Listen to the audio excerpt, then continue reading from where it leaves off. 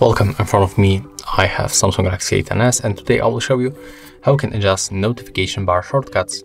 So at first you have to open your notification bar, just like that, and then you have to simply click right here on the three dots in the right upper corner and click to the button order.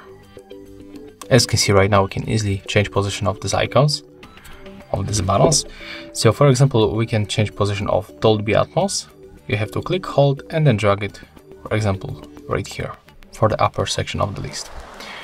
If you want to move additional icons from this section, click, hold, and then just do the same. After that, you can click done, and everything was set up automatically. Was saved automatically. And if you find this tutorial useful, remember to leave a like, comment, and of course, subscribe to our channel.